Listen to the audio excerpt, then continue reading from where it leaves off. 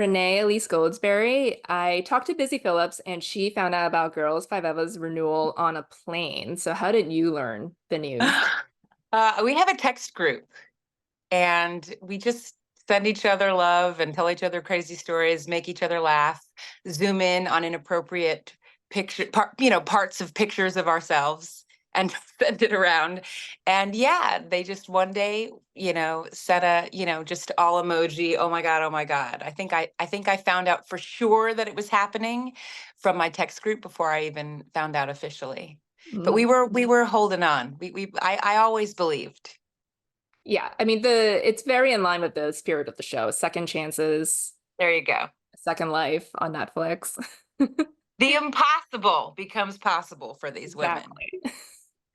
Well, I love season 3, and we finally get Wickie's long-awaited backstory in the third episode. So, did Meredith Scardino give you a heads up before you got the script for it? That No, I did not get a heads up, but I have such confidence in their whatever they do, whether it's this episode, the main story is about Wickie or any of the women. I'm always just so anxious to read those scripts because I spit take laugh out loud. Um, it's every actor's dream to have a backstory. When they're casting your parents or giving you a love interest, it feels it's a good investment in a character. And this one felt so perfect because she has a documentary. She's trying to make a documentary, and it felt like at some point, whether it was the real backstory or whether it was some dramatic overtelling of her life, it was going to be worth it, and we got both. yeah. Well, before we get to her real backstory, which I agree was perfect, what did you for like the first 2 seasons have a backstory that you created in your mind for her? Like, what did you think? Like, we already knew, Wickie Roy was not her real name. So, what did you name some of the backstory yourself? I didn't see coming because I spoke a lot about my mother and buying her a house. I didn't see coming that the house was going to be so much less than what they actually could afford themselves. I love the fact that she has a huge chip on her shoulder, even though she grew up really, really well, and that she actually is privileged. And that's not a surprise to me that she was privileged. I just thought the privilege in her mind came from a big dream and talent. I Mhm. wasn't aware that the privilege in her mind, came from absolutely nothing to do with her natural ability and 100% what she considers an over coddling from her parents. And I really love that we have that I live in a time as an actor where there are so many stories about women of color that we can, we've seen, so many versions of them that we can really spoof anything. There was a time I grew up where, just seeing any person, women of color on television, everybody would scream, "Hey!" And you would have to run down to the television box to be excited to see that there was a Black person on a commercial, or there was a, there was a show about, a nurse that was a Black woman and she was the lead. Like, those things were so affirming to my community, and to live in a time where we've seen we can really laugh at the idea that this person, that this woman has been given so much that she can take it for granted. It doesn't seem like a common story. It's not a stereotypical story, but it is a real story. And I'm glad that even in a comedy this silly, we get a chance to see so many images of ourselves. Yeah, for sure. Yeah, I think the easy and stereotypical route would to be just a rags to riches story, which is what Wickie wants to. Yeah. But And the she, fact that, yeah, and the fact that she is so aware of that trope, Mhm. she is abusing it. She's creating the narrative for it for Yeah. the documentary. Yeah, but yeah, it makes perfect sense that she would invent this story, even though she has a loving and supportive family. Like she has dream parents, but she thinks like they're the ones who she had too good of a childhood, and that's why she's not successful. But I And you know also, what? yeah, Oh, go I'm sorry. ahead. I was gonna say, you know what's so funny is I just remembered as you were talking a stage in my life in my mid to late 20s where it dawned on me that so many of the big recording artist women had parents for managers. Yeah, you love a Uh, momager. Yeah. yeah, like it just dawned on me. I mean, I think the Selena movie was out and the whole family was on the bus, and I knew the story of the Jacksons. And I just, I had like these ideas, I knew the investment that Beyonce's family had given to her career. And I remember, having a very Wickie moment as a child where I called my mother and I was like, why didn't you manage me? That's what's wrong. You sent me to these great colleges, but you guys didn't get a bus and manage me. So I feel like, they always like, for whatever reason, zero in on some obnoxious part of my own personality in this telling of these stories, and it makes me happy. Yeah, you wanted the stage parent, right? It's like you're Yeah. yeah. But I also love that even though she feels this way about her childhood, like you can tell that she loves her family and her parents. Like she doesn't treat them like crap. You know, Yeah. yeah, was this something you and Meredith talked about as well? Absolutely. And they don't need any lines from me. They have a wealth of material coming out of the writers' room. But it is wonderful that you can say, so if I'm gonna knock this picture over, you have to see me somewhere in an episode putting it back up. Do you know what I mean? Like, there's only so, even in a privileged Black family, there's only so much bad behavior that's going to be accepted. Yeah, I love when she's leaving and she's yelling at them and she just whispers, she's like, I'll see you, I'll call you from like, wherever they're going next. It's like Exactly.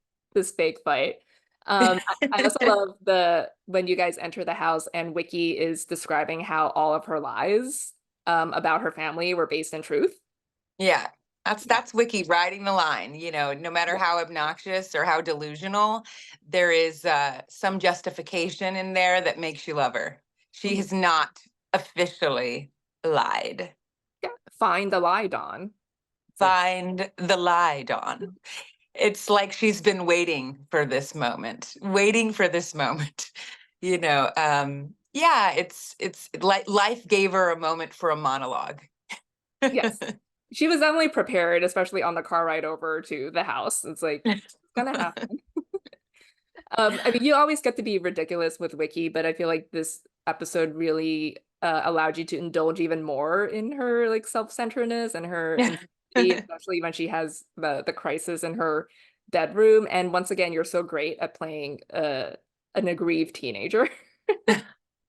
But what was it like Just a going middle-aged woman playing an aggrieved teenager. That's the very beauty of that's that's the gift of the show in my life. The gift in the show of my life are these, that this episode, and also all of the flashbacks, all of the time that we spend for a gag that's really just a shot, like, the picture of the billboards of that, Wickie, took her dad's credit card to pay for to advertise, that she does birthday parties.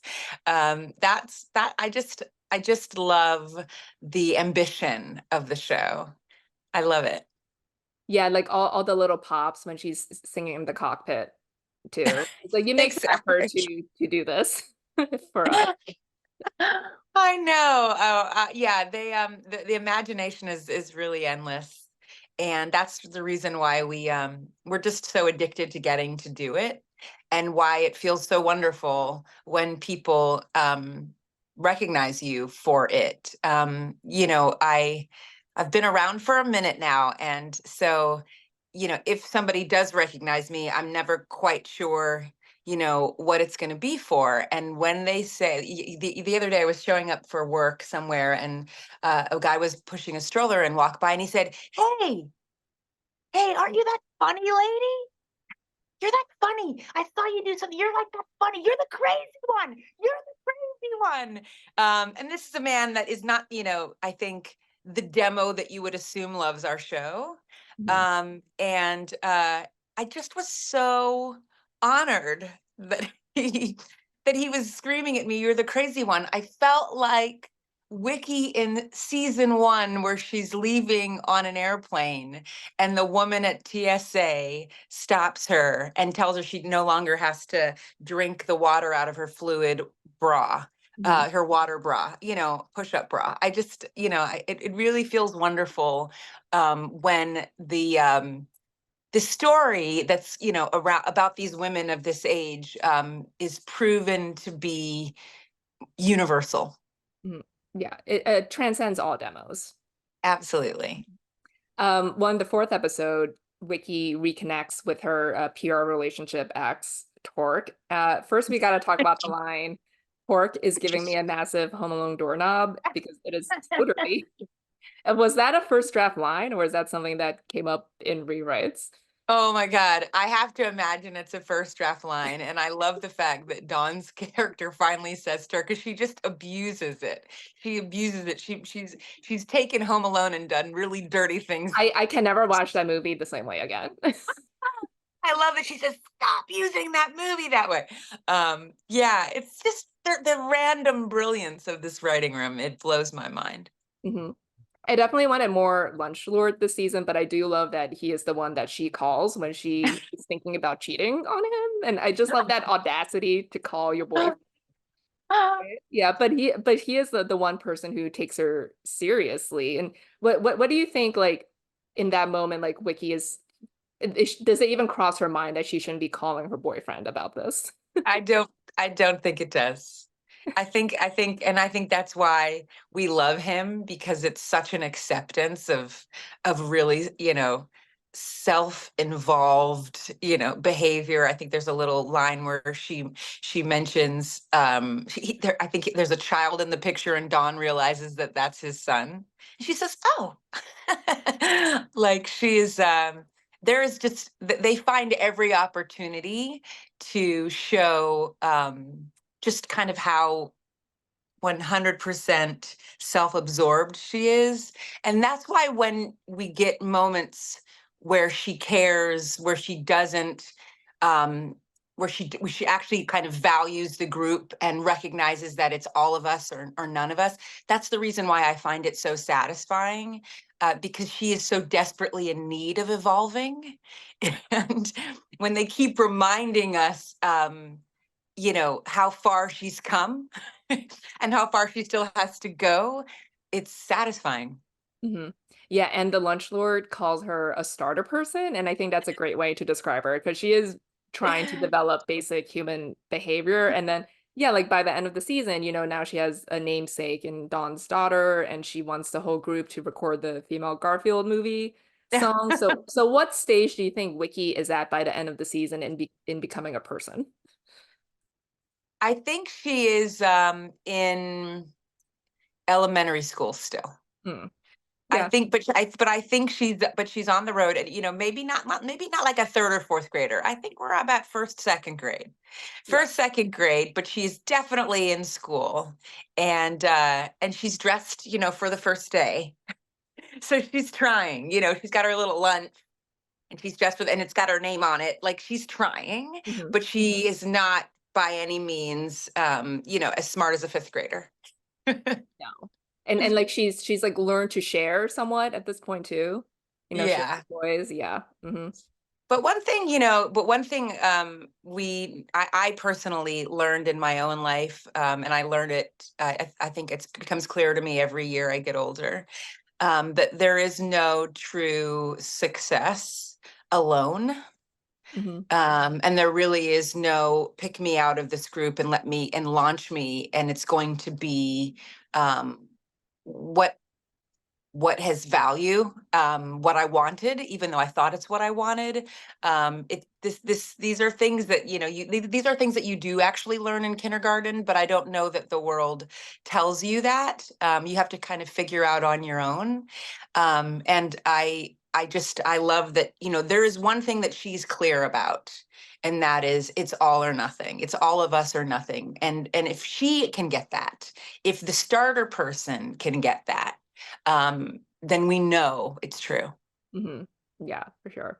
Well, in similar vein, I love the Sarah Bareilles' song this season, "In the Medium Time." I just love that whole concept, and Richard Kind. And I feel like you were kind of in medium time before Hamilton.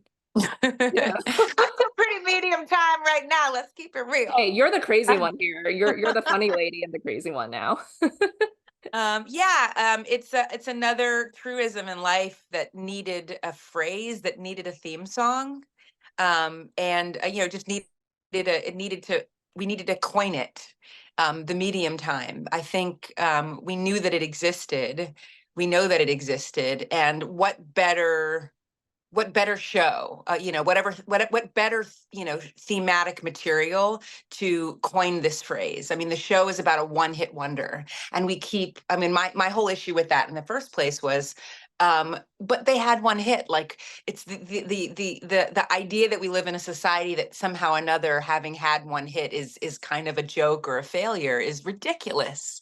And so I think the redemption of and the acknowledgement that any form of success, just the fact that you're on the road, has value, is desperately needed in the world we live in. I mean, speaking about Hamilton, um, we have this blessing of incredible phenomenons happening in our lives, and a pop-up window on Google will say, where are they now, actors, or what are they doing? Like, there's this outside pressure to feel like whatever we've accomplished in our life isn't enough, and that's not okay.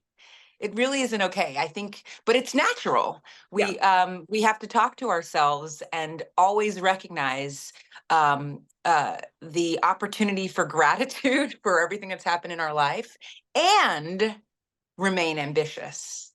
Hmm. I think both of those things can exist in the same consciousness. Yeah, you need something you're chasing, but also appreciate where you are and everything that's happening to you in the moment, as well as Absolutely. thinking about what you don't have yet because you haven't got. Absolutely. Yeah. So I'm going to be ambitious, dreaming about a season 4. Hmm. Um, but I'm gonna keep playing those first 3 seasons for the rest of my life, regardless. Yeah, definitely. Well, what would you like to see in season 4? Because the season ends on a cliffhanger with the offer for the song. So what do you want to happen? Do you want them to stay in medium time, hit the big time, and then just drop back to medium time? I think it would be really wonderful to see these girls have another shot at fame. I think it would be funny to see them rubbing shoulders with actual non-normies. I think it would be wonderful to see if they actually had a second shot, what crazy thing they would do with it, Hmm. and what this writing room would teach us about that. Um, However, they have always surprised me. They have never not surprised me, whether it be with the turn of a phrase in a lyric, or with the show, with whatever random hairstyle slash outfit and kind of makeup I this character gets to wear.